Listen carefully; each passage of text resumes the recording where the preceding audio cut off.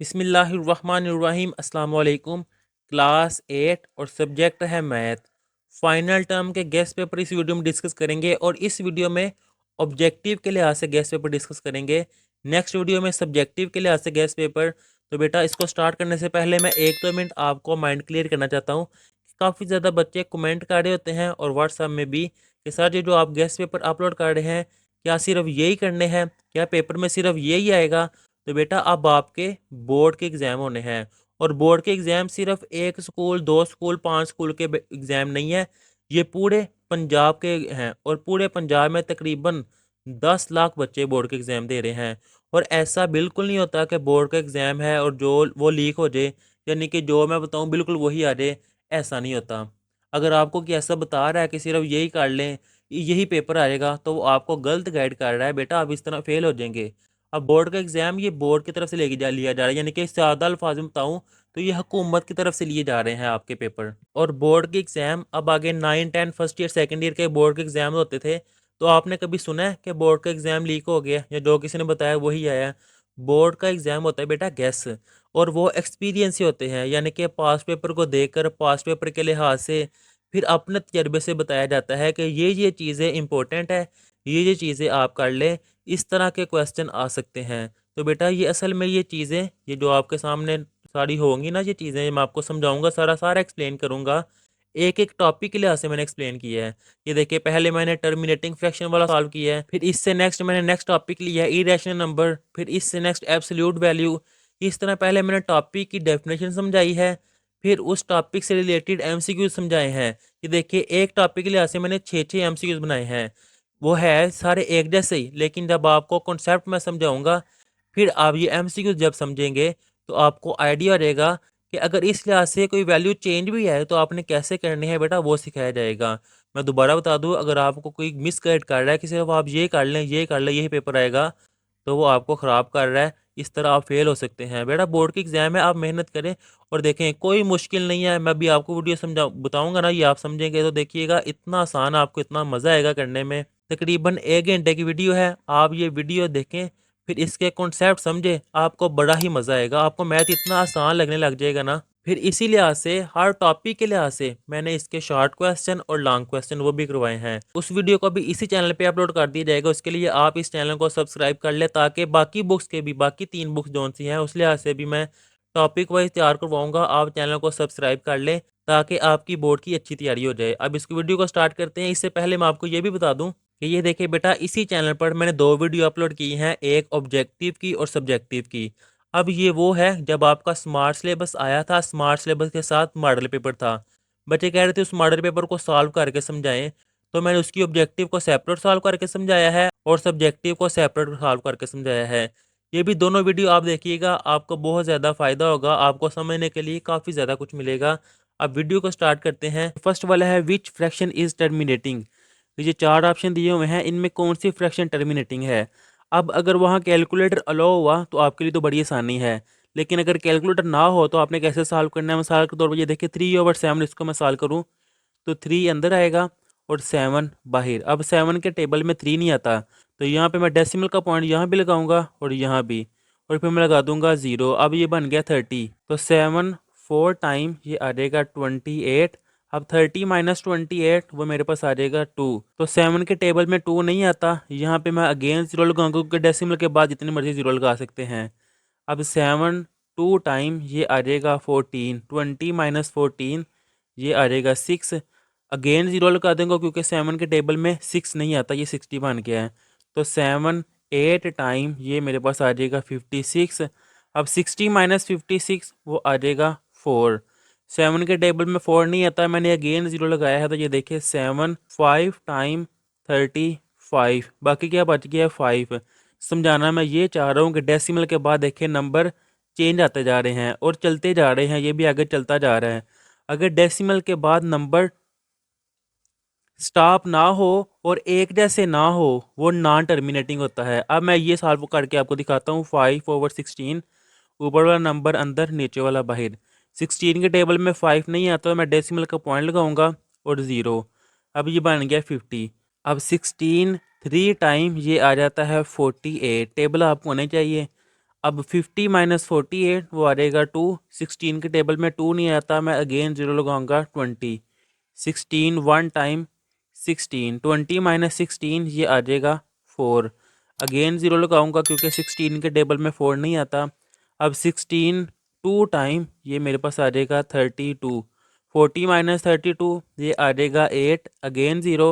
अब 16 5 टाइम वो आ जाता है 80। यहाँ पे देखिए डेसिमल के बाद पॉइंट स्टॉप हो गए हैं, तो इसका कॉन्सेप्ट ये है। अब आपको समझ आ जाएगी कि डेसिमल के बाद अगर पॉइंट चलते जाए, स्टॉप ना हो, वो नॉन टर्मिनेटिंग होता है, और अगर डेसिमल के बाद पॉइंट स्टॉप हो जाए वो टर्मिनेटिंग फ्रैक्शन होता है। अब इनको पहचान करने का एक मेथड ये है कि अगर नीचे डिनोमिनेटर में 3, 7 या 11 आ जाए, ये नॉन टर्मिनेटिंग है, तो ये देखिए 7 है, ये भी नॉन टर्मिनेटिंग है, 11 ये भी नॉन टर्मिनेटिंग, ये तो पक्के हो गए।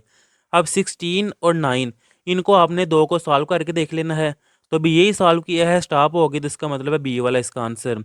सेकंड वाला identify the terminating decimal fraction. देखिए कॉन्सेप्ट दोबारा वही आ गया, इसलिए मैंने बार बार इस तरह के क्वेश्चन रखे हैं कि अगर स्टेटमेंट चेंज हो छोटी मोटी, आपको कॉन्सेप्ट क्लियर हो तो आप कर सकते हैं। टर्मिनेटिंग डेसिमल फ्रैक्शन का मैंने आपको कॉन्सेप्ट बता दिया, तो इसको आप जब इनको सॉल्व करेंगे तो बी वाला इसका आंसर आएगा 9/20, ये स्टॉप हो जाएगा, बाकी चलते जाएंगे। इस तरह का एक और क्वेश्चन है टर्मिनेटिंग डेसिमल वाला, तो ये देखिए ए 6/25 ये इसका आंसर है। अगेन टर्मिनेटिंग फ्रैक्शन तो 5/4 वाला ये इसका आंसर। विच इज़ टर्मिनेटिंग तो ए वाला ये इसका आंसर है। 6 वाला टर्मिनेटिंग वाला तो ए वाला 4/5 इसका आंसर है। तो बेटा अगर छोटा कैलकुलेटर अलो होगा तो फिर आपको बड़ा फ़ायदा होगा, क्योंकि फिर आप डायरेक्ट इनको डिवाइड करेंगे। अगर डेसिमल के बाद स्टॉप हो गया तो आपने कह देना ठीक है जी ये इसका आंसर है। अगर नहीं कैलकुलेटर अलो तो फिर ये सॉल्व करना पड़ेगा, और उसके लिए अभी आपकी प्रैक्टिस होगी, फिर होगा नहीं तो वहाँ पे आप देखते जाएंगे कि कैसे सॉल्व करूँगा, टाइम ओवर हो जाएगा। अब इस नेक्स्ट देखिए, नेक्स्ट कॉन्सेप्ट है इरेशनल नंबर।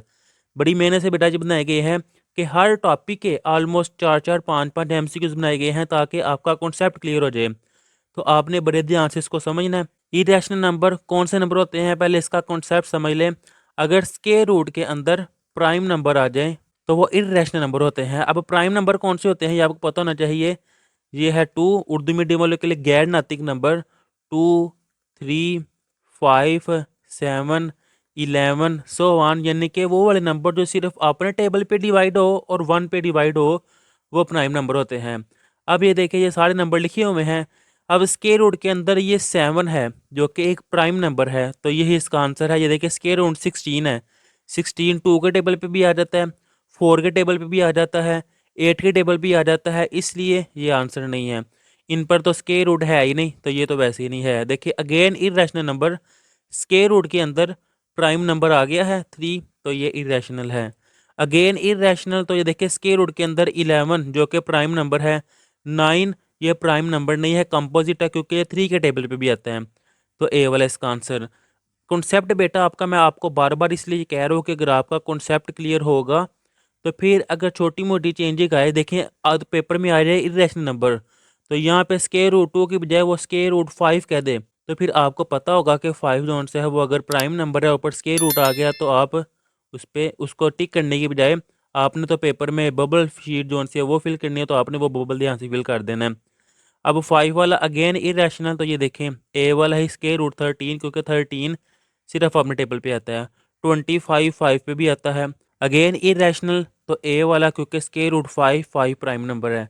अब नेक्स्ट कॉन्सेप्ट क्या है, एब्सोल्यूट वैल्यू।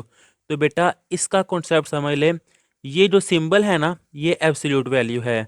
अब इसके अंदर अगर माइनस का 3 है, मिसाल दे रहा हूँ कि माइनस का कोई भी नंबर है, तो एब्सोल्यूट वैल्यू इसको पॉजिटिव में कन्वर्ट कर देती हैं, कि जो भी नेगेटिव नंबर हो मुतली कीमत उसको प्लस में कन्वर्ट कर देती है। अब ये देखिए इस तरह के एमसीक्यूज कि एब्सोल्यूट वैल्यू के अंदर -6 है, तो इसका आंसर आएगा +6।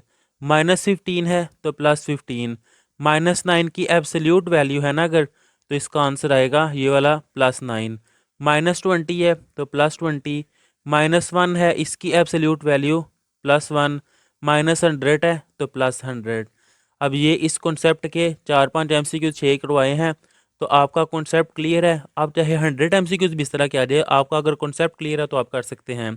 अब इससे नेक्स्ट आ जाएगा मल्टीप्लिकेटिव इन्वर्स वाले एमसीक्यूज। तो ये देखिए मल्टीप्लिकेटिव इन्वर्स क्या होता है। मल्टीप्लिकेटिव, इससे मल्टीप्लाई से तो मतलब चल गया है कि मल्टीप्लाई का साइन। अब इन्वर्स का मतलब होता है उल्ट। मिसाल के तौर पर यहाँ पे है ना 5, तो 5 का उल्ट क्या है 1/5। और सादा अल्फाज में बताऊँ, अगर दो नंबर्स को मल्टीप्लाई करके मेरे पास आंसर 1 आए ना, तो वो नंबर दूसरे नंबर का इन्वर्स होता है, क्योंकि ये देखिए 5 से कट होके 1 आ रहा है। अगर यहाँ पे 7 है, अगर इसको मल्टीप्लाई करूँ 1/7 से, तो आंसर मेरे पास देखिए 1 आ रहा है। अब ये है 9, मिसाल के तौर पर ये है 9। 9 को मैं किससे मल्टीप्लाई करूँ तो मेरा आंसर 1 आ जाए, 1/9 से, जो भी यहाँ पे उसका उल्ट कट के 1 आ जाएगा। अब ये देखिए ये है 9, तो 1/9 है। अगर -4 है, कि ये -4 है, इसको मल्टीप्लाई करूँ अगर मैं 1/-4 के साथ, तो मेरे पास आंसर 1 आ जाएगा कि ये -4 इस -4 से कट जाएगा। सादा अल्फाज में दोबारा कि जो भी यहाँ पे है उसके उल्ट से मल्टीप्लाई कर देना है। -4 का ये देखिए -1/4, 5 का 1/5, -7 का -1/7, 10 का मल्टीप्लिकेटिव इन्वर्स 1/10, -3 है तो इसका -1/3। अब इससे नेक्स्ट कॉन्सेप्ट है टू डेसिमल प्लेसेस। अब डेसिमल प्लेसेस का कॉन्सेप्ट समझ ले। मिसाल के तौर पर ये मैं लिख रहा हूँ 9.3456 मिसाल दे रहा हूँ। डेसिमल के बाद अगर 2 पॉइंट आ जाए वो है 2 डेसिमल प्लेसेस। डेसिमल के बाद अगर 3 पॉइंट लूँ वो है 3 डेसिमल प्लेसेस। डेसिमल के बाद अगर 1 पॉइंट लूँ वो है 1 डेसिमल प्लेसेस। अब ये तो आपको पता चल गया है। अब ये समझना बेटा आपने, अगर मैं 2 डेसिमल प्लेसेस ले रहा हूँ और जो भी यहाँ पे डिजिट है लास्ट वाला 2 डेसिमल प्लेसेस में लास्ट वाला, इससे आगे वाला जौन सा नंबर है वो 5 है या 5 से बड़ा है, तो पिछला नंबर बढ़ा दिया जाता है। अगर यहाँ पे आ जाए 9.3426, 2 डेसिमल प्लेसेस के लिहाज से ये 4 से अगला डिजिट जौन सा है वो है 2, तो ये 9.34 वैसे इसका आंसर आ जाएगा। अगर अगला 5 है और 5 मैंने बताया है कि 5 हो या 5 से बड़ा हो तो ये नंबर बढ़ा दिया जाता है, फिर इसका आंसर आ जाएगा 9.35। ये देखिए मुझे उम्मीद है समझ आ गई होगी। ये है 12.34, 4 के बाद अगला डिजिट है 5, तो जिस वजह से ये 4 वाला नंबर बढ़ा दिया जाएगा। ये है इसका आंसर। अब ये देखें 8.678, 2 डेसिमल प्लेसेस है, ये 2 डेसिमल प्लेसेस।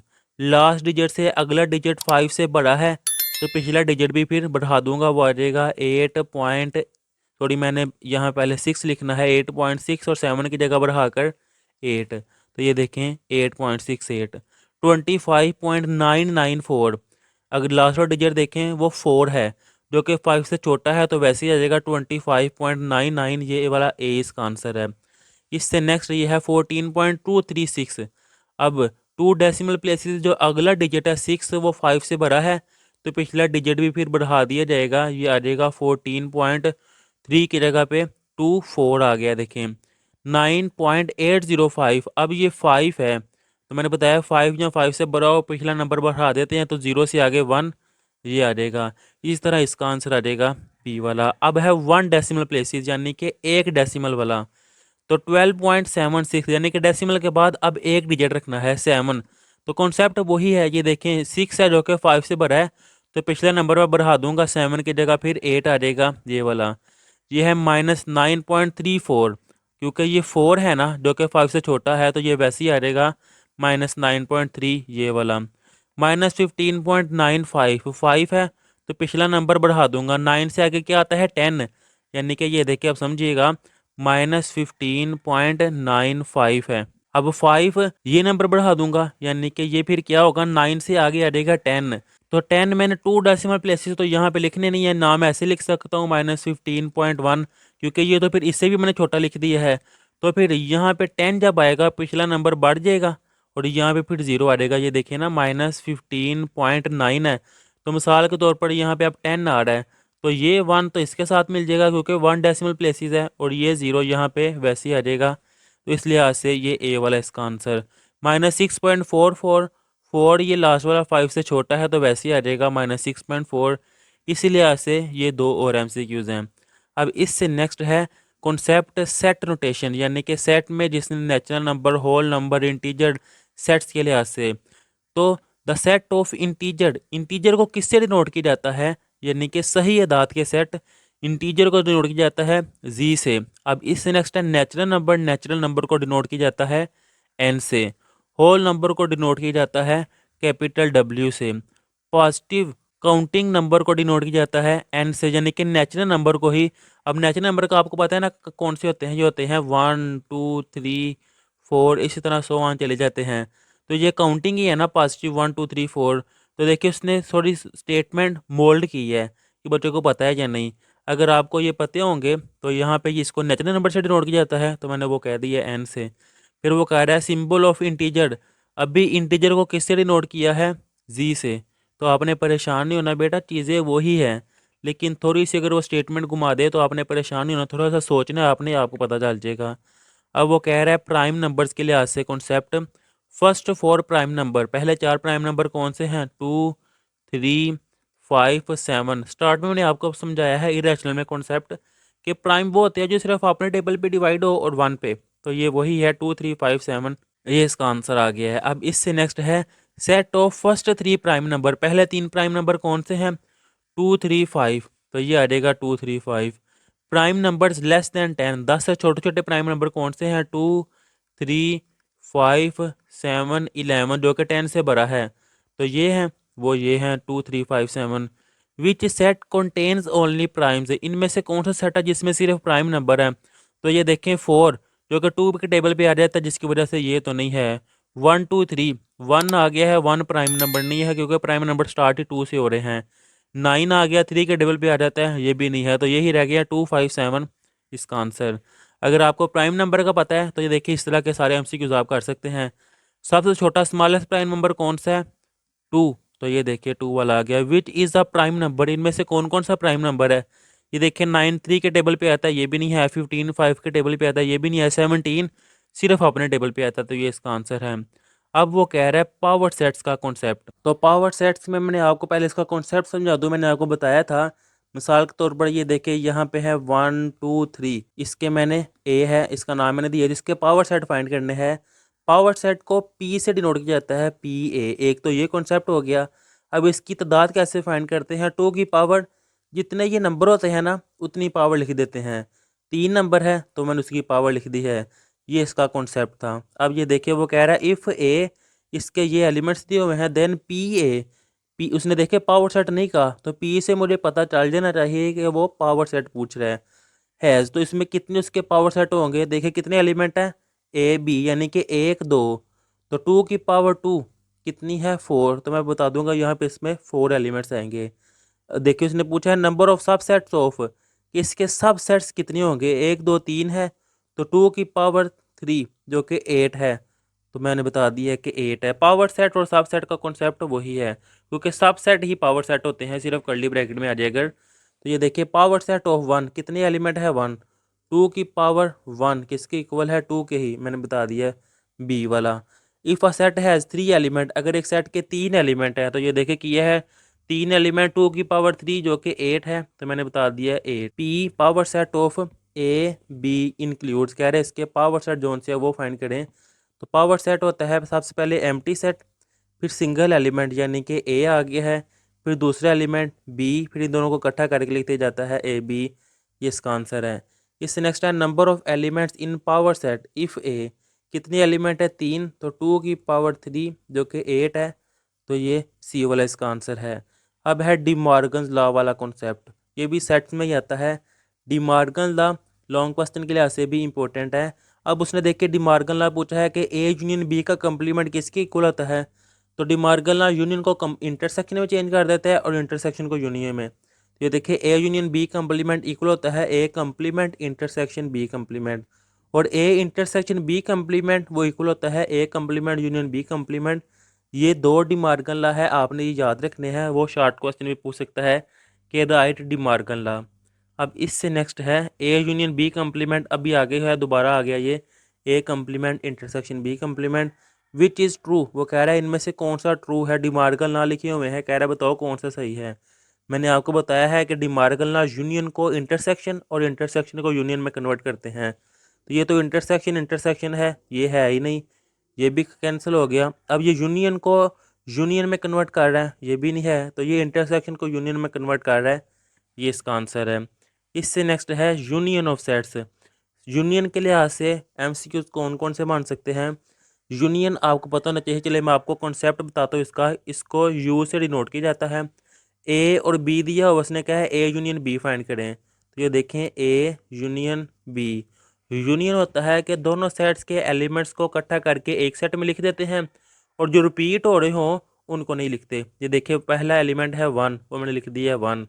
फिर बाद में 3 है, लेकिन इससे पहले 2 जो कि दूसरे सेट में है, तो पहले मैं वो लिख लूँगा 2। इसके बाद ये 3, इसके बाद ये 4 और इसके बाद ये 5 जो कि ये लिखे हुए हैं 1 2 3 4 5। नेक्स्ट है ए दिया हुआ है और बी दिया हुआ, वो कह रहा है ए यूनियन बी फाइंड करें।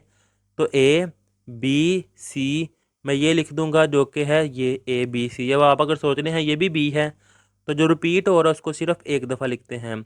यूनियन ऑफ 2 4 6 8, तो दे सारे ही आ जाएंगे सी वाला इसका answer. A union B contains के ए यूनियन बी मुश्तमिल है, मैंने अभी आपको बताया है कि दोनों सेट्स के एलिमेंट्स को इकट्ठा कर देते हैं। तो ये देखिए all elements of A and B. Union of X और वाई, इनका यूनियन लेंगे तो ये दोनों आ जाएंगे, सी वाला इसका आंसर है। ए और बी यूनियन आपको पता चल गया है कैसे लेते हैं, इसका ये आंसर। अब नंबर्स ऑफ सबसेट के सबसेट्स के अदाद, उसके लिहाज से एमसीक्यूज यानी कि इसका कॉन्सेप्ट है कि सबसेट के अदाद कैसे फाइंड करते हैं, वो मैंने अभी आगे आपको बता दिया है कि पावर सेट वाला रूल ही सबसेट में यूज़ होता है। देखिए number of subset of A B C D कितने एलिमेंट है, 1 2 3 4, तो 2 की पावर 4 वो इक्वल होता है 16 के। तो ये सी वाला इसका आंसर। इससे नेक्स्ट है कॉन्सेप्ट प्रोपोर्शन का। अब ये देखें, ये जो सिंबल है ना, ये सिंबल रेशो का है। अगर इन दोनों को मैं इकट्ठा कर दूं तो ये प्रोपोर्शन क्या है, यानी कि तनासुब का। अब वो कह रहा है फाइंड एक्स, एक्स की वैल्यू मैंने फाइंड करनी है, जबकि मेरे पास ये स्टेटमेंट दी हुई है। तो ये देखें यहाँ पे मैं आपको एक क्वेश्चन सॉल्व करके समझा देता हूँ, बाकी इसी पैटर्न से इसी कॉन्सेप्ट से आपने खुद कर लेने हैं। इसको मैंने यहाँ पे लिखा है। अब पहले नंबर को आखिरी नंबर से मल्टीप्लाई करते हैं और सेंटर वाले दोनों को। इसको रीड कैसे किया जाता है कि पहले और आखिरी को मल्टीप्लाई करने क्वेश्चन में आपने किया वो है प्रोडक्ट ऑफ एक्सट्रीम और अंदर वालों को प्रोडक्ट ऑफ मीन। तो 5 मल्टीप्लाई 4, वो मैं लिख दूंगा 5 मल्टीप्लाई 4 इक्वल एक्स मल्टीप्लाई 10। मैंने एक्स फाइंड करना है, 10 मल्टीप्लाई और इस तरफ आके डिवाइड हो जाएगा, तो यहाँ से मैं 10 फिर रेज कर दूंगा नेक्स्ट स्टेप में जाने की बजाय। अब 5 1 टाइम 5 और 5 2 टाइम 10, 2 1 टाइम 2, 2 2 टाइम 4, तो मेरे पास एक्स की वैल्यू आई है 2। तो ये इसका आंसर है। इसी कॉन्सेप्ट से आपने ये बाकी एमसीक्यूज अब खुद सॉल्व करने हैं, क्योंकि आंसर तो इनके लगे हुए हैं, देखिए आपके सामने हैं, लेकिन खुद सॉल्व करेंगे, आपकी प्रैक्टिस होगी और आपको पता चलेगा कि मैंने पेपर में स्पीड से कैसे करने हैं। अगर स्टेटमेंट थोड़ी बहुत चेंज आ जाएगी, और क्या स्टेटमेंट चेंज आ सकती है, ये 3 3 4 4 इसीलिए लिखे हैं कि यहाँ पे अगर 5 है तो देखिए उन्होंने जगह इंटरचेंज कर दी है, यहाँ 5 की जगह 10 आ गया है, इस तरह इंटरचेंज जगह हुई है बस। अब यह है in proportion A B C D, B is, देखिए बी कहाँ पे है, सेकंड पे, दूसरे नंबर पे, तो ये सेकंड वाला इसका आंसर है। अब इससे नेक्स्ट है न्यू कॉन्सेप्ट, जिसका फर्स्ट वाला है कॉस्ट ऑफ 6 पेन इक्वल 90, कि 6 पेन इसकी कीमत कितनी है, 60 रुपये। वो कह रहा है कास्ट ऑफ 10 पेन, 10 पेन की कीमत मालूम करें। तो ये देखें जब इस तरह की चीज़ें हो ना, सबसे पहले फिर एक चीज़ की फाइंड करते हैं। ये देखें 6 पेन है, यहाँ मैं कह दूंगा एक पेन, 6 यहाँ पे मल्टीप्लाई हो रहा है, इस तरफ आके डिवाइड हो जाएगा। तो ये देखें 1 पेन इक्वल 6 1 टाइम 6, और यहाँ पे भी 6 1 टाइम 6, बाकी 0 है वो वैसे ही आ जाएगा, यानी कि एक पेन की कीमत है 10 रुपये। मैंने 10 पेन की फाइंड करनी है, तो अब 1 है, यहाँ पे मैं 10 से मल्टीप्लाई कर दूंगा, ये आ जाएगा 10 पेन। यहाँ पे 10 से मल्टीप्लाई किया तो यहाँ से भी मैं 10 से मैंने मल्टीप्लाई कर दिया, तो ये आ जाएगा 10 पेन की कीमत, 10 मल्टीप्लाई 10 वो आ जाएगा 100। तो ये इसका आंसर, लेकिन यहाँ पे 150 है, वो कैसे, ये देखें उन्होंने कहा कि 6 पेन की कीमत कितनी है, 90 रुपीज़। बाय मिस्टेक यहाँ मुझसे 60 लिखी गई है, लेकिन कॉन्सेप्ट आपको पता चल गया है कैसे। मैं आपको इसलिए से अब आपको दिखाऊं अगर, कि 6 पेन की कीमत कितनी है, 90 रुपये, वो मैंने यहाँ पे लिख दिया 90। 6 मल्टीप्लाई हो रहा है, इस तरफ आके डिवाइड हो जाएगा, तो ये देखें 6 मैंने इस तरफ ला के डिवाइड कर दिया है। अब 3 2 टाइम 6, और यहाँ पे 3 3 टाइम 9, और ये 0 वैसे ही। 2 1 टाइम 2, और ये देखें 2 1 टाइम 2 3 है, 1 कैरी होगा तो 10, और 2 5 टाइम 10, यानी कि एक पेन की कीमत कितनी आ गई है 15 रुपये। मैंने कितने पेन की कीमत फाइंड करनी है 10 पेन की, तो यहाँ पे देखें 10 से मैंने इस तरफ भी मल्टीप्लाई कर दिया इस तरफ भी, और ये अमाउंट वैसी आ गई। अब 15 मल्टीप्लाई 10 वो आ जाएगा 150, तो 150 इसका आंसर आ गया है। पहले मैंने देखे कि वैल्यू चेंज लिख दी थी, उस लिहाज से मेरा आंसर और आया था। मतलब ये है कि अगर वैल्यू चेंज हो तो आपने यही पैटर्न यूज़ करना है, आपका आंसर आ जाएगा। अब ये देखें, इस लिहाज से मैंने 4-5 ये लिखे हुए हैं कि 4 kg एप्पल कॉस्ट ₹200। यहाँ पे मैं करूँ अगर कि 4 kg एप्पल की कीमत मेरे पास कितनी है 200। मैंने 7 kg की फाइंड करनी है। 4 पहले मैं एक ही फाइंड करूँगा कि 1 kg, और यहाँ पे एप्पल वैसे ही 4 मल्टीप्लाई हो रहा है, इस तरफ आके डिवाइड हो जाएगा कि 200 डिवाइडेड बाई 4, 4 1 टाइम 4 और 4 5 टाइम 20, और ये ज़ीरो वैसे ही कि 1 kg वो मेरे पास आ गए हैं 50 रुपये के। मैंने 7 kg फाइंड करने हैं, तो मैं 7 से मल्टीप्लाई कर दूँ। ये देखें 7 kg, इस तरफ भी 7 मल्टीप्लाई 50, तो 7 मल्टीप्लाई 50 वो आ जाएगा 350। तो ये देखें इसका आंसर। इसी तरह तीसरा, चौथा और पांचवा इसी कॉन्सेप्ट से बाकी आपने खुद फाइंड करने हैं, लेकिन इनके आंसर लगे हुए हैं, तो इसलिए से अगर आपका आंसर ये आ जाएगा तो मतलब ये है कि आपको सॉल्व करने आगे हैं। अब इससे नेक्स्ट है 5 kg शुगर इतने की है, 2 kg की फाइंड करनी है, वही मेथड जो पीछे हुआ है। अब है फोर्थ प्रोपोर्शनल। अब इस लिहाज से इसका topic concept in A ratio B proportion C ratio X, X is. अब इसमें एक्स देखें कहाँ पे है, चौथे नंबर पे, तो मैं कह दूंगा फोर्थ। फोर्थ प्रोपोर्शनल ऑफ 2 4 6, ये देखिए 2 4 6 कह रहा है, इसकी फोर्थ प्रोपोर्शन कौन सी है वो फाइंड करनी है। तो अगर आप सोच रहे हैं कि 2 के बाद 4 है, 4 के बाद 6, दो दो का डिफरेंस है, तो यहाँ पे 8 आएगा, तो गलत है बेटा। वो सीक्वेंस में यूज़ होते हैं, मीन जब अर्थमेटिक सीक्वेंस होता है अब वो कंसेप्ट होता है। अब प्रोपोर्शन की वो बात कर रहा है, तो ये देखें मिसाल के तौर पर करने कैसे हैं। अब 2:4 प्रोपोर्शन 6, और मिसाल के तौर पर ये मैंने फाइंड करना है ना चौथा, इसमें मैं अज्यूम कर लेता हूँ कि एक्स है। पहले को आखिरी से मल्टीप्लाई करना है और सेंटर वाले दोनों मल्टीप्लाई होते हैं, यानी कि 2 मल्टीप्लाई एक्स इक्वल 4 मल्टीप्लाई 6। तो मैंने एक्स फाइंड करना है, 2 मल्टीप्लाई हो रहा है, इस तरफ आके डिवाइड हो जाएगा। 2 1 टाइम 2, 2 2 टाइम 4, तो एक्स इक्वल 2 मल्टीप्लाई 6 वो आ जाएगा 12। तो ये 12 इसका आंसर है। लेकिन अगर आप ऐसे करेंगे, 2 के बाद 4 आया है, 2 ऐड किया है, 4 के बाद 6 आया है, 2 ऐड किया है, तो 6 में 2 ऐड करूँगा तो वो 8 आ जाएगा। इसलिए अगर आप ये करेंगे तो गलत है। ये कॉन्सेप्ट यूज़ होता है अर्थमेटिक सीक्वेंस में, लेकिन यहाँ पे प्रोपोर्शनल की बात हो रही है। अब है फोर्थ प्रोपोर्शनल ऑफ 3 6 9, इसलिए से 18 कैसे आएगा, ये वाला मेथड यूज़ करके।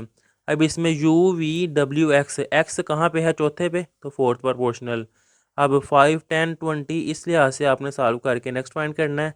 और इसमें भी देखिए वो कह रहा है विच इज़ फोर्थ टर्म, इसमें फोर्थ टर्म कौन सी है, डी वाली, ये इसका आंसर है। अब इससे नेक्स्ट है डिस्काउंट वाले टॉपिक के लिए आसे एमसीक्यूज, ये भी सॉल्व करने वाले हैं कि मार्केट प्राइस कितनी है 500, सेलिंग प्राइस है 450, डिस्काउंट फाइंड करनी है। तो डिस्काउंट का फार्मूला वो कह रहा है परसेंटेज में भी फाइंड करनी है। देखिए परसेंटेज का सिंबल है, तो पहले डिस्काउंट क्या है, मार्केट प्राइस या cost price minus sale price. Cost price यानी कि मार्केट प्राइस कितनी है 500, वो मैंने लिखी है। सेल प्राइस है 450, मैंने ये लिखी है। नेगेटिव करूँगा तो आंसर आ जाएगा 50, लेकिन उसने क्या है परसेंटेज में फाइंड करो। अब परसेंटेज में फाइंड करने के लिए ये देखें 50, वैसे ही परसेंटेज में फाइंड करने के लिए जो इसकी ओरिजिनल वैल्यू है जो कि 500, इससे डिवाइड करते हैं मल्टीप्लाई 100%। अब ये देखें ये दो ज़ीरो से कट जाएंगे, 5 1 टाइम 5, 5 1 टाइम 5, और ये ज़ीरो वैसे ही, यानी कि 10% इसका आंसर आया है। कैसे आया है वो मैंने आपको समझा दिया है। इस तरह छोटे छोटे एमसीक्यूज़ के तौर पे आपने सॉल्व करके देख लेने हैं। सेकंड वाला है मार्केट प्राइस 200 है, सेल प्राइस इतनी है, कह रहे डिस्काउंट फाइंड करें। और ये देखिए इसका ऑप्शन जैसे अभी सॉल्व किया इस लिहाज से करेंगे तो 10% आ जाएगा। डिस्काउंट ऑन ₹1000 एट 20%, ये कैसे करना है, ये देखें 20% है ना, 20% वैल्यू फाइंड करनी है। तो ये कैसे फाइंड करते हैं, 20% का साइन ख़त्म करने के लिए 100 से डिवाइड करते हैं, मल्टीप्लाई ओरिजिनल वैल्यू जो कि है 1000, वो मैं यहाँ पर लिख लूँगा 1000। ये देखिए जब परसेंटेज लाते हैं ओरिजिनल वैल्यू को डिवाइड करते हैं, जब परसेंटेज को ख़त्म करते हैं तो ओरिजिनल वैल्यू उससे मल्टीप्लाई करते हैं। अब ये देखें, ये 2 ज़ीरो इन 2 ज़ीरो से कट जाएंगे तो 20 मल्टीप्लाई 10 वो आ जाएगा 200। तो ये सी वाला इसका आंसर है। मार्केट प्राइस ये है, डिस्काउंट इतनी है, तो डिस्काउंट की परसेंटेज फाइंड करनी है, यानी कि 60 डिवाइडेड बाय ये ओरिजिनल वैल्यू 600 मल्टीप्लाई 100%, तो आपका आंसर आ जाएगा। इस तरह ये दो बाकी हैं, इनको आपने सॉल्व करना है, आंसर लगे हुए हैं। अब इससे नेक्स्ट है प्रॉफिट वाला, यानी नफ़ा वाले, मुनाफा वाले। अब देखिए कॉस्ट प्राइस दी हुई है 700 और सेलिंग प्राइस दी हुई है 820। प्रॉफिट फाइंड करनी है। तो ये देखें बेटा, प्रॉफिट का फार्मूला क्या है, वो है selling price minus cost price. अब डिस्काउंट वाले में क्या था, cost price minus selling price, लेकिन प्रॉफिट में selling price minus cost price, यानी कि आगे पीछे हो जाते हैं। सेलिंग प्राइस क्या है 820, वो मैंने लिखा है। कॉस्ट प्राइस कितनी है 700, वो लिखा है। तो मेरे पास क्या आंसर आएगा, जब हम नेगेटिव करेंगे 120। तो ये देखिए इसका आंसर। इसी फार्मूला के ज़रिए बाकी आपने ये चीज़ें फाइंड कर लिया, नहीं बाकी एमसीक्यूज भी इसी तरह हैं, लेकिन आपने फाइंड करनी है। इस लिहाज से ये आंसर आ जाएगा। अब देखें, उसने फार्मूला ही पूछ लिया है प्रॉफिट, तो selling price minus cost price, जो मैंने अभी आपको दिखाया है। इस लिहाज से ये 4, 5 और ये 6 आपने फाइंड करने हैं। 6 में वो कह रहा है if selling price less than, कम है कास्ट प्राइस से, तो फिर क्या होगा, अगर सेलिंग प्राइस कास्ट प्राइस से कम होगी तो नुकसान होगा। सिंपल बात है, ये देखिए ना, सेलिंग प्राइस मिसाल के तौर पर सेलिंग प्राइस मैं कह लेता हूँ 20 और कास्ट प्राइस वो इससे ज़्यादा होनी चाहिए ना, सेलिंग प्राइस कम है तो इसको मैं कह दूंगा 30, तो मेरे पास क्या आएगा -10, यानी कि 10 रुपये का मुझे नुकसान हुआ फिर। तो इस लिहाज से ये सी वाला लॉस, नुकसान। इससे नेक्स्ट है अर्थमेटिक सीक्वेंस एंथ टर्म, यानी कि एंथ टर्म अर्थमेटिक सीक्वेंस वाले कॉन्सेप्ट क्या है। इसका कॉन्सेप्ट यह है कि इसका फार्मूला आपको होना चाहिए, बाकी खुद ब खुद हो जाएगा कि ए एन इक्वल है A1 plus n-1 D. A1 भी कह सकते हैं, सिंपल ए भी कह सकते हैं। तो ये देखिए फर्स्ट वाला ही क्या है, इसका फार्मूला ये nth टर्म का, जो कि अभी मैंने आपको लिख के दिखाया है, A प्लस n-1 डी, ये माइनस है।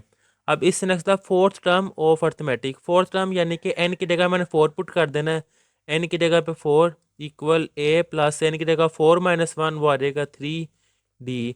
तो ये देखिए यही है। अब वो कह रहा है अगर A2 है और D3 है, फिर A3 क्या होगा। ये देखिए पहले A3 मैं फाइंड करूँगा, क्यों, क्योंकि मैंने A3 फाइंड करना, उसने कहा हुआ है n की जगह 3 आ जाएगा, n की जगह पे 3 इक्वल A प्लस 3-1, वो आ जाएगा 2D। अब A की वैल्यू क्या है 2, A की जगह पे आ जाएगा 2 प्लस 2 वैसे ही, और D की जगह पे आ जाएगा 3। तो ये देखिए 2 प्लस 2 मल्टीप्लाई 3, वो आ जाएगा 6, 2 प्लस 6 8। तो ये देखें 8 इसका आंसर। बड़े ही आसान है बेटा। अब ये देखिए 147, इससे नेक्स्ट वाली वैल्यू चाहे आप डी फाइंड करके उस लिहाज से कर लें, सॉरी उसने नेक्स्ट वैल्यू नहीं पूछा, उसने कहा है कि 147 है तो डी की वैल्यू फाइंड करें। अब अर्थमेटिक सीक्वेंस में डी फाइंड करने के लिए सेकंड माइनस फर्स्ट, तो 4-1 वो आ जाएगा 3, ये इसका आंसर है। Which is an arithmetic sequence, वो कह रहा है इनमें से कौन सी अर्थमेटिक सीक्वेंस है वो बताएं, क्योंकि आपके टॉपिक पे ज्योमेट्रिक प्रोपगेशन में लिख दिया है, ज्योमेट्रिक सीक्वेंस का टॉपिक भी है। तो इनकी पहचान कैसे है, अगर जैसे ये है ना सेकंड माइनस फर्स्ट और अगले में से पिछला नेगेटिव करे सेम आए, तो इसका मतलब है कि वो अर्थमेटिक सीक्वेंस है। ये देखिए 4-2 वो आ जाएगा 2, 8-4 वो आ रहा है 4, सेम नहीं है, गलत है। 3-1 वो आ जाएगा 2, और 6-3 वो है 3, ये भी सेम नहीं है, गलत। ये देखिए 6-3 वो आ जाएगा 3, 9-6 ये भी 3, सेम आया है, इसका मतलब है ये इसका आंसर है। अब इससे नेक्स्ट है the first term of AP, यानी कि अर्थमेटिक प्रोग्रेशन की फर्स्ट टर्म है 5, तो वो मैंने 5 बता दी है। अब उसमें नेक्स्ट वो कह रहा है find term using formula AN, कि फार्मूला यूज़ कर कर AN या बाकी चीज़ें कैसे फाइंड करते हैं, उस लिहाज से ये है। तो फार्मूला क्या है, AN equal A plus n-1 D. इसमें वो कह रहा है कि AN अगर इसके इक्वल है, यानी कि अब AN इक्वल है 4n+1, वो कह रहा है A2 फाइंड करें। तो मुझे क्या आइडिया हो गया है कि n की जगह मैंने 2 पुट करना है, A2 इक्वल 4, n की जगह पे 2 + 1, 4 2 टाइम 8 + 1 9, तो 9 इसका आंसर है। अब है AN equal 3n-2, A2 find करना है, यानी कि n की जगह 2 पुट करना है, 3 मल्टीप्लाई 2 6, 6 माइनस 2 वो आ जाएगा 4, लेकिन यहाँ पे 4 कहीं पे भी नहीं है, तो मुझे लगता है इस MCQ में मिस्टेक है। अगर 13 लाना है तो इस 2 की जगह 5 होना चाहिए फिर, क्योंकि ये देखें ना, an इक्वल 3n-2। अगर उसने कहा हो a5 फाइंड करें तो n की जगह पे 5 इक्वल 3, n की जगह पे 5-2, 3 मल्टीप्लाई 5 15 माइनस 2, तो वो क्या आएगा 13। अगर 5 फाइंड करना है फिर 13 आएगा। अगर 2 के लिहाज से करें तो फिर मैंने आपको आगे बताया था कि 3 2 टाइम्स 6 माइनस 2 फिर 4 आंसर आएगा। अब ये देखिए an इक्वल है 2n, उसने कहा कि a6 फाइंड करें, यानी कि n की जगह मैंने 6 फाइंड करना है। 6 मल्टीप्लाई 2 वो आ जाएगा 12। बेटा इसी तरह इसके बाकी 3 पार्ट हैं। n की वैल्यू यहाँ पे 4 पुट करनी है, यहाँ 3 पुट करनी है, यहाँ 5 पुट करनी है, तो आपके पास आंसर आ जाएंगे। अब इससे नेक्स्ट है topic arithmetic sequence next term, यानी कि अगली टर्म फाइंड करनी है। ये है 4 8 12 16। ये देखिए 4 से 8 पे गया हूँ, क्या है 4 ऐड किया है, फिर 8 से 12 पे गया हूँ 4 ऐड किया है। अगर ऐसे नहीं करना आपने तो आप ऐसे कर ले कि डी फाइंड कर ले। डी क्या है, अगली टर्म में से पिछली को नेगेटिव करते हैं, 8 माइनस 4 वो आ जाएगा 4। अब 16 में 4 ऐड करें 20। ये देखिए दोबारा इस तरह करते हैं, देखें 7 10 13। अगली में से पिछली माइनस टर्म करें, 10 माइनस 7 वो आ जाएगा 3। अब इसमें इसको ऐड कर देंगे, 13 प्लस 3 वो आ जाएगा 16। ये देखिए 5 माइनस 1 वो क्या आएगा 4। अब 4 को 13 में ऐड करें वो आ जाएगा 17। इसी तरह ये बाकी आपने फाइंड कर लेनी है। अब यहाँ तक द अर्थमेटिक का कॉन्सेप्ट। नेक्स्ट है ज्योमेट्रिक सीक्वेंस। तो बेटा ज्योमेट्रिक सीक्वेंस का क्या फार्मूला है, A N equal A R की पावर n-1। वहाँ पे डी था जो कि सेकंड माइनस फर्स्ट, अब आर है second divided first. Geometric sequence में डिवाइड करते हैं। ये देखिए 2 4 8, और क्या वो कह रहा है फिफ्थ टर्म फाइंड करें, पांचवी टर्म, यानी कि a5 फाइंड करना है। एन की जगह मैं 5 पुट कर दूंगा, a5 इक्वल ए आर की पावर 5 माइनस 1 वो आ जाएगा 4। अब ये जो वैल्यू दी हुई है ना 2 4 8, इसमें मैं ए और आर फाइंड करूंगा। जो फर्स्ट टर्म होती है वो ए होती है, तो ए की जगह पे आ जाएगा 2। अब देखें आर ज्योमेट्रिक सीक्वेंस मैंने बताया है, आर होता है सेकंड डिवाइडेड फर्स्ट, कि 4/2। तो 2 2 टाइम 4 मेरे पास आर की वैल्यू आ गई है 2, तो इस आर की जगह पे आ जाएगा 2 की पावर 4। ये 2 वैसे ही 2 की पावर 4 वो होता है 16, 16 मल्टीप्लाई 2 32। तो बेटा इस पैटर्न के कॉन्सेप्ट भी हैं, इस लिहाज से ये आंसर आया है। अब common ratio of 3 6 12, common ratio ये आर है। 6 डिवाइडेड बाय 3 वो आ जाएगा 2। ये देखिए 6/3, 3 2 टाइम्स 6 तो वो 2 आ जाएगा, ये है इसका आंसर। अब इससे नेक्स्ट है नेक्स्ट टर्म 1 3 9। देखिए 3 डिवाइडेड बाय 1 वो 3 ही आ जाएगा, यानी आर मेरे पास 3 आ गया है, और ए मेरे पास क्या आया है फर्स्ट टर्म जो कि है 1। मैंने कौन सी फाइंड करनी, नेक्स्ट टर्म 1 2 3। अगली टर्म कौन सी आएगी, 4 वाली टर्म आएगी। तो मेरे पास देखें ए एन किसके इक्वल है, ए आर की पावर n-1, यानी कि ए 4 फाइंड करनी है। ए आर की पावर 4 माइनस 1 वो आ जाएगा 3। अब इसमें मैं वैल्यूज पुट कर दूंगा, a4 इक्वल ए की जगह पे 1 और आर की जगह पे ये आ जाएगा 3, इसकी पावर 3, 3 की पावर 3 जो कि 27 होती है, तो ये इसका answer. Which is a geometric progression. Geometric progression होती है कि अगली टर्म डिवाइडेड बाय पिछली टर्म, यानी कि 3/1 वो क्या आएगा 3, और 5/3 वो कट नहीं हो रहे, वैसे ही आ रहे हैं, सेम नहीं आए, तो ये ज्योमेट्रिक प्रोग्रेशन नहीं है। ये देखिए 4 डिवाइडेड बाय 2 वो आ जाएगा 2। अब 8 डिवाइडेड बाय 4 ये भी कट हो गया, 2 ही आ रहा है, तो 2 इक्वल आया 2 के, इसका मतलब है ये इसका आंसर है। नेक्स्ट है 4 टर्म फाइंड करनी है। जिस तरह ये फाइंड किया है ना इस तरह आपने करनी है, तो ये भी आप खुद दो कीजिएगा, आपको आइडिया होगा कैसे करने हैं। नेक्स्ट कॉन्सेप्ट है फैक्टराइजेशन का, यानी कि तजज़ी का। 9 माइनस एक्स स्केयर, 9 को मैं लिख सकता हूँ 3 का स्केयर माइनस एक्स स्केयर, वैसे ही तो ए स्केयर माइनस बी स्केयर वाला बेटा फार्मूला जो कि है ए माइनस बी इंटू ए प्लस बी। तो इस लिहाज से ये आ जाएगा 3 माइनस एक्स और 3 प्लस एक्स। तो ये देखें बी वाला इसका आंसर है। ये है ए स्केयर माइनस 16। अब ये देखें ए स्केयर माइनस 16 किसका स्केयर है, 4 का स्केयर, तो ए माइनस 4 ए प्लस 4 ये फर्स्ट वाला ही इसका आंसर है। नेक्स्ट है 25 माइनस एम स्केयर। 25 5 का स्केयर है, यानी कि 5 स्केयर माइनस एम स्केयर, एक दफ़ा प्लस में आएगा एक दफ़ा माइनस में। 49 जो कि 7 का स्केयर है, ए वाला आंसर। 16 जो कि 4 का स्केयर है, 4 माइनस वाई 4 प्लस वाई इसका answer. Difference of squares formula is, square का फार्मूला क्या है, तो कोई चीज़ है डिफरेंस हो, अभी आगे लिखा है ए स्केयर माइनस बी स्केयर वाला, ये है ए माइनस बी ए प्लस बी। अब कॉफिशेंट वाला कॉन्सेप्ट देखिए बेटा, कॉफिशेंट क्या होता है, मिसाल के तौर पर मैंने ये लाइन लिखी है ना 3x-9, तो वेरिएबल से पहले जो कांस्टेंट नंबर वेरिएबल से मल्टीप्लाई हो रहा होता है ना उसको कॉफिशेंट कहा जाता है। अब कॉफिशेंट ऑफ एक्स, एक्स के साथ क्या है यहाँ पे 6, तो ये 6 आ जाएगा। कॉफिशेंट ऑफ वाई, वाई के साथ यहाँ पे क्या है -4, वो मैंने लिख दिया है। कॉफिशेंट ऑफ ए के साथ क्या है 9, तो वो मैंने लिख दिया है। तो बेटा ये कॉन्सेप्ट अगर आपके क्लियर होंगे तो फिर एमसीक्यूज कोई भी आ जाए, कॉन्सेप्ट आपको आता होगा, उस कॉन्सेप्ट के लिहाज से आप सॉल्व कर सकते हैं। ये देखें, ये लिखा हुआ कह रहा है कॉफिशेंट ऑफ एक्स, एक्स का कॉफिशेंट क्या है -10, वो लिख दिया है। इस तरह ये बाकी दो इसके। अब है डिग्री ऑफ पोलिनोमियल, बेटा ये कॉन्सेप्ट सीखें। ये देखिए मिसाल के तौर पर यहाँ मैंने लिखा है 3x स्केयर, तो बेटा इसकी फिर डिग्री क्या है, डिग्री होती है कि वेरिएबल यानी कि इसकी पावर जो होती है ना वो डिग्री होती है। पावर कितनी है 2, तो इसकी डिग्री है फिर 2। अब इसके साथ अगर मैं लिख दूँ y की पावर 3, तो अब इसकी डिग्री 3 नहीं है, देखिए ये मल्टीप्लाई हो रहे हैं, पूरी एक टर्म है, तो इसके वेरिएबल्स की पावर ऐड होंगी, जो आंसर आएगा वो इसकी पावर होगी। देखिए 2 + 3 वो आएगा 5, तो इस टर्म की डिग्री 5 है।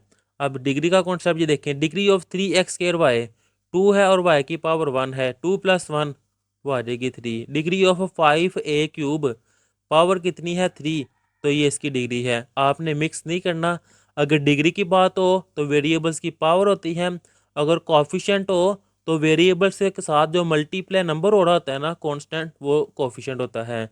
अब degree of x² Y square, ये देखें मल्टीप्लाई हो रहे हैं वेरिएबल, 2 + 2 वो आ जाएगा 4। डिग्री ऑफ 7m, m की पावर कोई भी नहीं लिखी हुई, तो जहाँ कुछ भी नहीं होता वहाँ पे 1 होता है, तो ये 1 इसकी डिग्री है। अब इस तरह डिग्री ऑफ कांस्टेंट 9, 9 के साथ देखे कोई वेरिएबल है ही नहीं, तो डिग्री 0 है।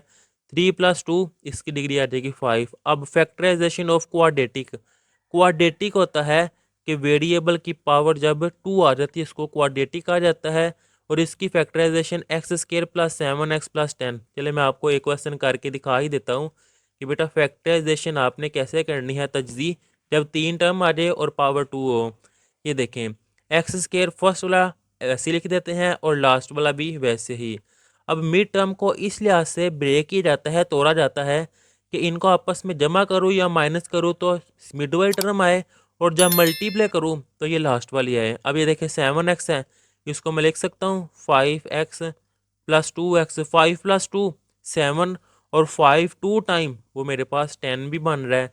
अब फर्स्ट 2 टर्म में से कॉमन क्या आ रहा है, एक जैसा क्या है मुश्तरिक x है, वो मैंने निकाल लिया है, बाकी रह जाएगा x प्लस ये भी x बाहर आ गया, बाकी रह जाएगा 5।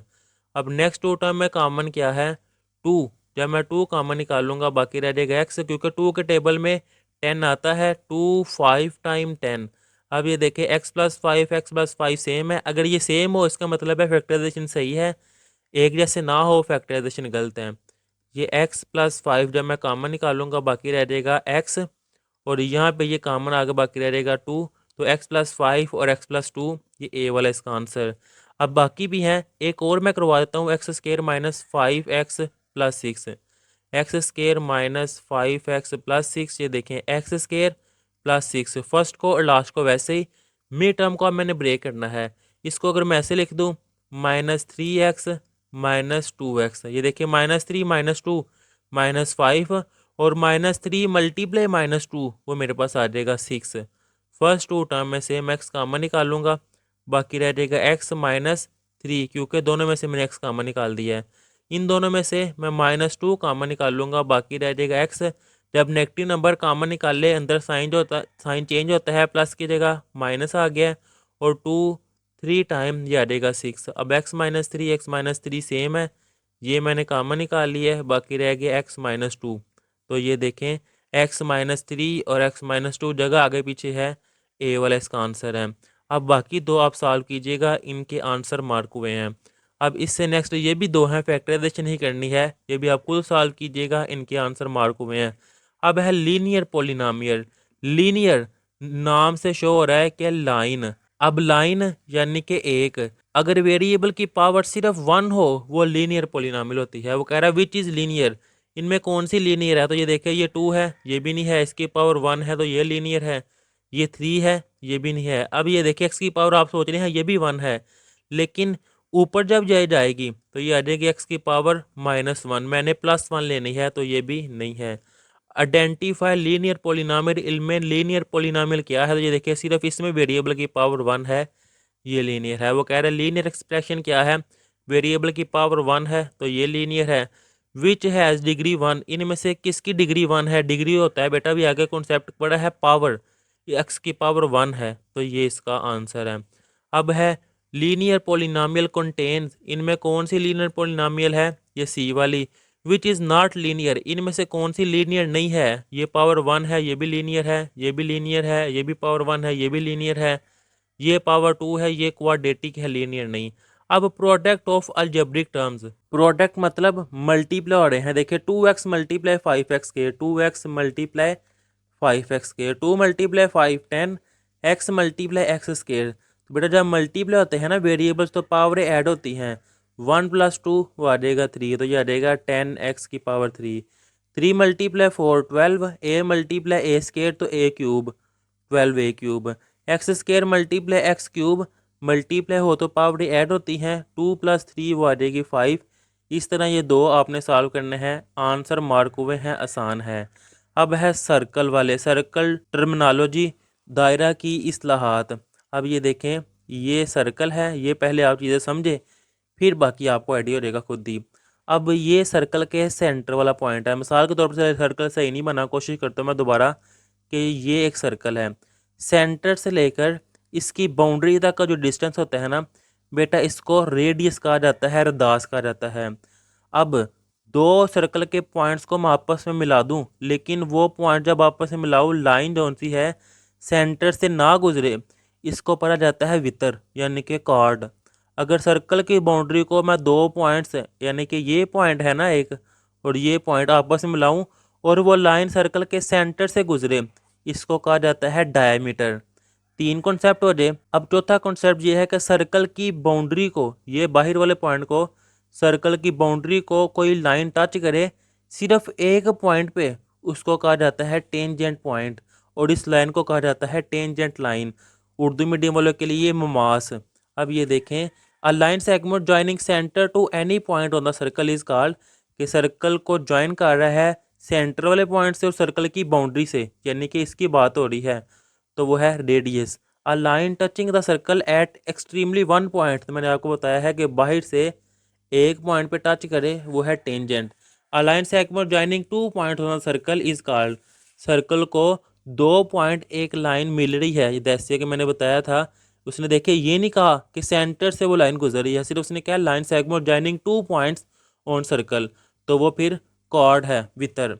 अब इससे नेक्स्ट है a longest chord of circle, तो जब सेंटर से गुजरेगी ना तो सबसे बड़े वाली कॉर्ड यही है, तो इसको फिर क्या पढ़ा जाता है, मैंने आपको बताया था डायमीटर, कतर ये है। A diameter always passes through the, देखें डायमीटर कहाँ से हमेशा गुजरता है, सेंटर से, तो ये सेंटर। अब ये देखिए बेटा कॉन्सेप्ट मैंने आपको बता दिया है एक दफ़ा ही, इस लिहाज से वो जिस तरह के मर्जी क्वेश्चन बनाए आपको पता होगा।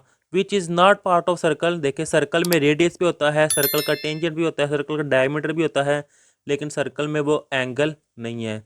सरफेस एरिया, अब एरिया और वॉल्यूम वाले रह गए हैं और फिर मीडियन मार वाले। अब देखिए formula of surface area, surface area का बेटा फार्मूला आपने क्वेश्चन में यूज़ किया है, क्योंकि फार्मूले के बगैर क्वेश्चन नहीं होने। तो 4πr² ये इसके एरिया का फार्मूला है। अब बाकी क्या है, वो कह रहा है total surface area sphere depend upon, ये देखें 4πr²। अगर r की जगह मैं 1 रखूँगा तो 4π आ जाएगा, r की जगह अगर मैं 2 रखूँगा तो 4π, 2 का स्केयर 4, 4 टाइम 16π। ये आंसर चेंज आया है ना, कैसे चेंज आया है, जब मैंने r की वैल्यू चेंज की है। तो जब रेडियस चेंज होता है तब ही स्फीयर का एरिया चेंज होता है। कॉन्सेप्ट जो है था मैंने आपको पहले सॉल्व करके समझाया है, फिर मैंने आपको आंसर बताया है। विच एक्सप्रेशन रिप्रेजेंट सरफेस एरिया, तो 4πr² फार्मूला ये है ना, तो यही सरफेस एरिया का फार्मूला है। अब है सरफेस एरिया न्यूमेरिकल, यानी कि इसके क्वेश्चन करने हैं। क्या है? 4 पाई r²। रेडियस कितना है ये देखिए, वो कह रहा है रेडियस इक्वल टू सेंटीमीटर वगैरह। सरफेस एरिया क्या है? सिंपल इसमें 2 पुट कर देना, 2 आगे पुट किया है, ये देखिए 2 पुट किया है, क्या आंसर आया है? 16 पाई। तो ये है 16 पाई। वो कह रहा है अगर रेडियस 7 है, r = 7, तो फिर क्या होगा सरफेस एरिया? 4 पाई। r की जगह पे 7 स्क्वायर, वैसे ही 4 पाई 7 का स्क्वायर 49, 49 मल्टीप्लाई 4 वो आएगा 196, और पाई वैसे ही, तो ये है 196 पाई वैसे ही। अब ये 2 पार्ट बेटा आपने खुद करने हैं, सिर्फ r की जगह एक दफ़ा 3 लेना है और एक दफ़ा r की जगह 5 लेना है। आंसर पहले ही मार्क हुए हैं आपका, देखिएगा यही आंसर आया है। अब इससे नेक्स्ट है स्लांट हाइट, कोन की, पिरामिड की हाइट। अब इसका फार्मूला पता है क्या है? इसकी हाइट का फार्मूला है r² प्लस h², यानी कि रेडियस का स्क्वायर और इसकी हाइट का स्क्वायर। अब वो कह रहा है स्लांट हाइट ऑफ कोन, जिसमें r वो कह रहा है 5 है और h है 12, वो कह रहा है हाइट फाइंड करें। सिंपल, ये फार्मूला अगर आपको आता है तो इसमें वैल्यूज पुट करें। अगर फार्मूला आप याद रख लें, वैल्यूज़ वो कोई भी दे दे, 5 6 दे दे, 10 12 दे दे, जो मर्जी वैल्यू दे, फार्मूला आता होगा आप सॉल्व कर लेंगे, और पेपर में जो एमसीक्यूज होगा वो आप मार्क कर लेंगे।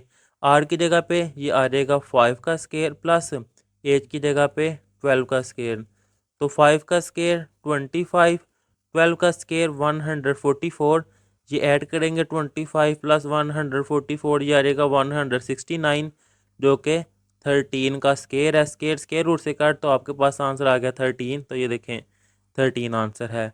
Slant height is found using, slant height कैसे फाइंड करते हैं, यूज़ क्या है, ये फार्मूला लिखा हुआ है जो भी यूज़ भी किया है। कह रहा है r3 है, h4 है। अब r की जगह आपने 3 और h की जगह 4 इसमें सिंपल पुट करना है। आप सॉल्व करेंगे तो देखिएगा आपके पास आंसर 5 आएगा। अब इससे नेक्स्ट है वॉल्यूम। वॉल्यूम का क्या फार्मूला है? 4/3 पाई r³। एरिया का फार्मूला था 4 पाई r², और वॉल्यूम ये है। देखिए फार्मूले पहले में उसने वॉल्यूम का फार्मूला ही पूछ लिया है, तो 4/3 पाई r³। अब वो कह रहा है कि अगर r 2 है तो फिर वॉल्यूम क्या होगा? सिंपल r की जगह 2 पुट करना है, 4/3 पाई वैसे ही r की जगह 2 का क्यूब, 4 पाई/3 वैसे ही 2 की पावर 3 वो आ जाएगी 8। अब देखें 8 मल्टीप्लाई 4 वो आ जाएगा 32 पाई वैसे ही डिवाइडेड बाय 3, तो ये है 32/3 पाई। अब इसी तरह आर की जगह 3 पुट करके देखिएगा। अब वॉल्यूम डिपेंड्स अपॉन, वॉल्यूम किस पे डिपेंड करता है? आर की पावर 3 आर पे डिपेंड करता है। अब इससे नेक्स्ट है रेडियस 1 है, सिंपल आपने आर की जगह 1 पुट करना है, तो आपके पास ये आंसर आएगा। अब नेक्स्ट टॉपिक है राइट एंगल ट्राइंगल वाला। अब ये देखें राइट एंगल ट्राइंगल कौन सी होती है? ट्राइंगल का तो आपको पता है, जिसके 3 कोने हो उसको मुसल्लस कहते हैं। राइट ट्राइंगल किसको कहते हैं? अब जिसमें एक एंगल 90 डिग्री का, और उर्दू में इसको कहा जाता है कायमा जाविया मुसल्लस। अब वो कह रहा है इसके MCQs, hypotenuse of a triangle. चले बाद में पढ़ते हैं, पहले ये और समझे ज़रा। अब 90 डिग्री के सामने वाली जो साइड होती है ना बेटे, इसको कहा जाता है हाइपोटेनियस, और उर्दू मीडियम वाले पढ़ते हैं वितर। अब 90 डिग्री और इसके साथ जो सीधी लाइन होती है ना, इसको पढ़ा जाता है परपेंडिकुलर, और उर्दू मीडियम वाले पढ़ते हैं अमूद, ये लिखती है। अब जो बाकी साइड रह जाती है वो है बेस, और उर्दू मीडियम वाले पढ़ते हैं इसको कायदा। अब मसला फिसागोरस यानी कि पाइथागोरस थ्योरम, वो क्या है? परपेंडिकुलर का स्क्वायर प्लस बेस का स्क्वायर इक्वल हाइपोटेनस का स्क्वायर। अगर आपको ये फार्मूला आता है और ये चीज़ों का पता है ना कि 90 डिग्री के सामने वाली साइड हाइपोटेनस होती है, जो सीधी लाइन होती है वो परपेंडिकुलर होती है, और दूसरी लाइन बेस होती है, तो इस तरह का कोई भी क्वेश्चन आ जाए तो आप कर सकते हैं। वो कैसे, ये देखें। वो कह रहा है hypotenuse of a triangle with sides, एक साइड दी हुई इसने 5 सेंटीमीटर और एक साइड है 12 सेंटीमीटर। वो कह रहा है हाइपोटेनियस, ये मैंने फाइंड करना है। इस फार्मूले में पुट करूँगा, मिसाल के तौर पे इसको मैं कह देता हूँ परपेंडिकुलर, इसकी वैल्यू आ जाएगी 5 का स्केयर, और बेस इसको मैं कह देता हूँ 12 का स्केयर इक्वल हाइपोटेनस फाइंड करना है, वैसे ही 5 का स्केयर 25, बेस 12 का स्केयर 144, हाइपोटेनस वैसे ही। इनको ऐड करेंगे 169 इक्वल हाइपोटेनियस का स्केयर। मैंने हाइपोटेनस फाइंड करना है स्केयर ख़त्म करने के लिए, स्केयर रूट ये इससे कैंसिल, बाकी रह जाएगा हाइपोटेनस, और 169 जो कि 13 का स्केयर है। स्केयर रूट से कट 13 इक्वल हाइपोटेनियस। तो देखें इस तरह आ गया। अब वैल्यूज कोई भी दी हो इस तरह सॉल्व करना है। और में भी देखें यहाँ पे 8 और 15 दी हुई है, इसी तरह पुट करेंगे तो आपके पास आंसर आ जाएगा 17। अब इस तरह ही in a right triangle longest side, अब ये अगर ट्राइंगल है तो इसमें सबसे बड़ी साइड कौन सी होती है? हाइपोटेनियस। तो ये है हाइपोटेनियस वितर। अब हाइपोटेनियस 10 दिया हुआ है, एक साइड 6 दी हुई है, दूसरी साइड फाइंड करनी है। उसी फार्मूले के ज़रिए आप सॉल्व कर लें। अब कॉन्ग्रेंट फिगर्स, अब ये देखें मिसाल के तौर पर मैंने एक ये फिगर बनाई है और एक ये फिगर बनाई है। ये दोनों आपस में एक जैसी हैं, इनके सारे एंगल एक जैसे हैं और इनकी साइडें भी एक जैसी हो, उनको कहा जाता है congruent figures. Figures having same shape and size, के सेम शेप है उनकी और साइज भी एक जैसा है, उनको क्या कहा जाता है? कॉन्ग्रेंट। ये आपने डेफिनेशन भी पढ़ी हुई है। अब इससे नेक्स्ट है कॉन्ग्रेंट फिगर हैविंग, ये है सेम शेप एंड साइज और इनका सिंबल कौन सा है? ये इक्वल के ऊपर इस तरह का सिंबल, ये सी वाला इसका ऑप्शन है आंसर। अब कॉन्ग्रेंट साइड्स के एक जैसी साइड, ये देखें ये triangle A B C congruent है डी ई एफ के, वो कह रहा है A B corresponding, A B किसके इक्वल होगा फिर? डी ई के। ये है ये पी क्यू आर इक्वल है एक्स वाई जी, वो कह रहा है पी किसके कॉन्ग्रेंट है? पी पहले पे है और यहाँ पे पहले पे क्या है? एक्स, वो एक्स वाला आ गया। अब इससे नेक्स्ट जो है ट्राइंगल एल एम एन और ए बी सी, वो कह रहा है एम एन, यानी कि लास्ट वाले दो इस आखिरी दो के बी सी के इक्वल होगा। क्रॉसपॉन्डिंग साइड्स आर इक्वल, जो अपोजिट साइड्स होती है ना, क्रॉसपॉन्डिंग साइड्स वो बराबर होती हैं। In congruent triangle corresponding angle are equal, जैसा कि ये देखें ना, डेफिनेशन क्या थी? डेफिनेशन यही थी, शेप और साइज, मतलब उनकी साइडें और उनका एंगल एक जैसा होता है। तो ये देखें यहाँ पे वही बता रहा है कि साइडें भी इक्वल हैं और एंगल भी इक्वल होगा। अब इससे नेक्स्ट वही कॉन्सेप्ट है उसको यूज़ करके। अब इससे नेक्स्ट है टॉपिक मीन वाला। 3-4 टॉपिक रहेगा, मीन मीडियन मॉड, यानी कि इस वीडियो में मैंने हर टॉपिक के 4-4 5-5 एमसीक्यूज बना के पहले आपका कॉन्सेप्ट क्लियर कराया है, फिर उसको कैसे फाइंड करते हैं वो आपको बताया है, ताकि जैसा कोई भी एमसीक्यूज आ सके आप कर सके। टॉपिक भी रिवाइज करवा दी हैं और एमसीक्यूज भी रिवाइज करवा दी हैं। आप अभी देखिए इस वीडियो को, जब पेपर करीब आए उससे एक दिन पहले आप इस वीडियो को दोबारा देखेंगे तो सारे कॉन्सेप्ट आपके रिवाइज हो जाएंगे। अब मीन क्या होता है? मीन होती है उसकी औसत, यानी कि आप अपने 3 दोस्तों के साथ जाते हैं खाना खाने, तो अगर आपका बिल हुआ है 600 रुपया, आप पर पर्सन पे डिवाइड कर देते हैं ना कि चले 200 तीनों दे देते हैं, वो मीन से ही होता है। अब ये देखें मीन का फार्मूला क्या है? Sum of all observation divided by number of observation, कि टोटल पैसे डिवाइडेड बाय बंदों की तादाद। ये मैंने आपके माइंड में फार्मूला बैठ जाए इसलिए ये कहा है। अब ये देखिए 2 4 6 है, 2 + 4 + 6 डिवाइडेड बाय इनकी तादाद कितनी है? 1 2 3, वो 3 पे डिवाइड। 2 + 4 6, 6 + 6 वो आ जाएगा 12/3, 3 1 टाइम 3, 3 4 टाइम 12, तो ये इसका आंसर है। अब ये देखिए 5 + 10 15, 15 + 15 वो आ जाएगा 30। तो कितने हैं? 1 2 3, 3 पे डिवाइड किया है, 3 1 टाइम 3 और 3 1 टाइम 3 और 0 वैसे ही 10 इसका आंसर। अब ये देखिए बाकी इसके 4 आपने इसी पैटर्न से करने हैं। अब ये देखिए इन चारों को आपने ऐड करना है, कितनी तादाद है? 4, 4 पे डिवाइड करेंगे आंसर आ जाएगा 7। चाहे करके देख ले, 4 + 6 10, 10 + 8 18, 18 + 10 28, 28 डिवाइडेड बाय 4 आंसर 7 आएगा। इस तरह बाकी आपने करने हैं, ये प्रैक्टिस आपकी होगी खुद करेंगे तो। इससे नेक्स्ट है मीडियन वाला टॉपिक। मीडियन असल में होता है मिड सेंटर, तो उसके लिए आर्ट भी होते हैं, यानी कि मिसाल के तौर पर ये देखें 2 3 4, इसका सेंटर तो मैं बड़ी आसानी से फाइंड कर सकता हूँ कि ये सेंटर इसका 3 है।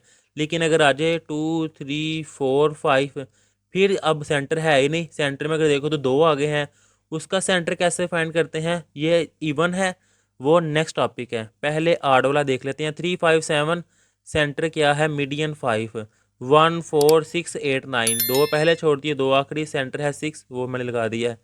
2 6 10 सेंटर है 6, ये आ गया। इसी तरह 7 3 9, इसका मीडियन फाइंड करना है। अरेंज डेटा है, पहले डेटा को अरेंज करना है, पहले 3 आ जाएगा, फिर 7, फिर 9, क्योंकि छोटा नंबर पहले फिर बड़ा फिर बड़ा, तो मीडियन आ गया है 7। ये था ऑड नंबर। अब जब इवन की बात आ जाए 2 4 6 8, तो फिर होता है n/2, यानी कि मिड वाले जोन से 2 नंबर है ना, अगर 4 हैं सेंटर फाइंड नहीं कर सकते, मिड 2 नंबर आ रहे हैं, इसको भी छोड़ दिया, इसको भी छोड़ दिया। फिर इन दोनों को ऐड करते हैं और 2 पे डिवाइड कर देते हैं। 4 + 6 10, 10/2 5। ये भी 4 हैं, पहला ये छोड़ दिया है और आखिरी 3 + 5 8, 8/2 वो आ जाएगा 4। इसी तरह बाकी आपने फाइंड कर लेने हैं। अब इससे नेक्स्ट टॉपिक है मार्ड वाला, यानी कि आधा। अब मार्ड होता है मोस्ट अकरिंग वैल्यू, यानी कि उर्दू में बताऊँ तो सबसे ज़्यादा आने वाली कीमत। ये देखिए 2 3 3 5, ज़्यादा क्या हूँ, कौन सी वैल्यू आई है 3, तो मैंने लिख दिया 3। 4 6 6 10, ज़्यादा कौन सी आई है 6, वो मैंने लिख दी है। 1 2 2 2 3, 2 ज़्यादा दफ़ा आया वो है। 5 7 7 9 9। अब इसमें देखें 7 भी 2 दफ़ा आया है, 9 भी 2 दफ़ा आया है, तो ये देखें आंसर आ जाएगा ए एंड बी, यानी कि 7 भी और 9 भी। Which value occur most frequency, वो जैसे मैंने बताया ना कि ज़्यादा आने वाले को क्या कहते हैं, मार्ड। तो अकरिंग मोस्ट फ्रीक्वेंसी ये मार्ड ही आ जाएगा। यहाँ तक तो इसकी ऑब्जेक्टिव के कॉन्सेप्ट जो कि कंप्लीट कर लिए हुए हैं। अब इसी तरह हर टॉपिक के लिहाज से इसके मैं सब्जेक्टिव भी बताऊंगा, उस लिहाज से हर टॉपिक को एक्सप्लेन करके उसके क्वेश्चन भी सॉल्व करके आपको दिखाऊंगा। इस वीडियो का लिंक आपको इस वीडियो के नीचे डिस्क्रिप्शन में मिल जाएगा। अल्लाह हाफिज़।